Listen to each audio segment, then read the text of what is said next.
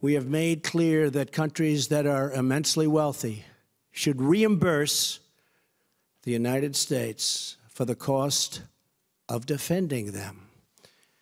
This is a major departure from the past, but a fair and necessary one. Necessary for our country, necessary for our taxpayer, necessary for our own thought process. Our campaign of maximum pressure on the North Korean regime has resulted in the toughest ever sanctions.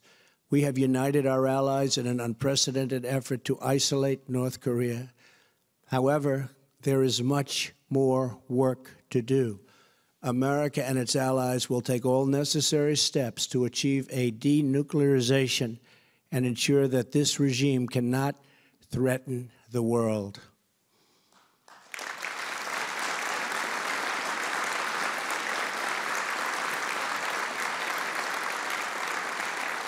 Thank you.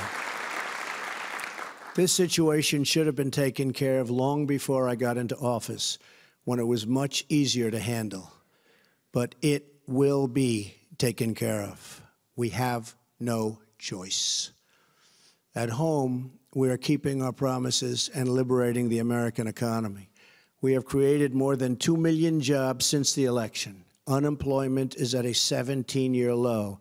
The stock market is at an all-time high, and just a little while ago hit yet another all-time high, the 85th time since my election.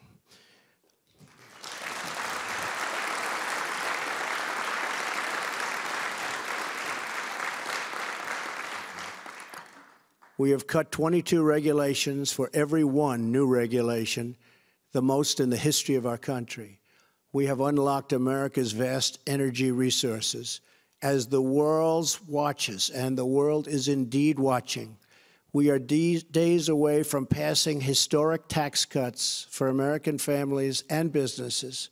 It will be the biggest tax cut and tax reform in the history of our country. Thank you. Thank you.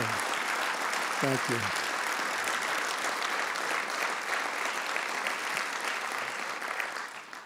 And we are seeing the response we fully expected. Economic growth has topped 3% for 2 quarters in a row. GDP growth, which is way ahead of schedule under my administration, will be one of America's truly greatest weapons. Optimism has surged. Confidence has returned. With this new confidence, we are also bringing back clarity to our thinking.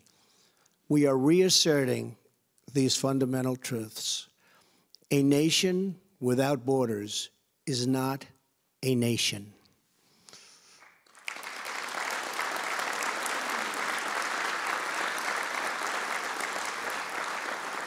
A nation that does not protect prosperity at home cannot protect its interests abroad.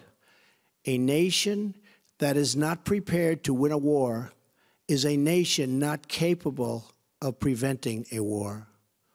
A nation that is not proud of its history cannot be confident in its future. And a nation that is not certain of its values cannot summon the will to defend them. Today, grounded in these truths, we are presenting to the world our new national security strategy.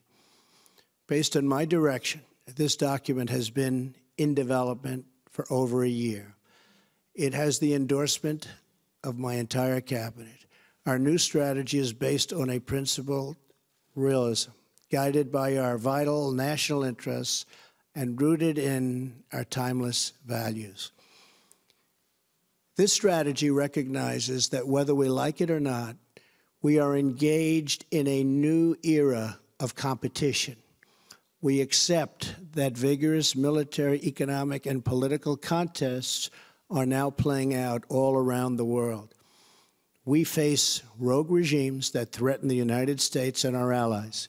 We face terrorist organizations, transnational criminal networks, and others who spread violence and evil around the globe.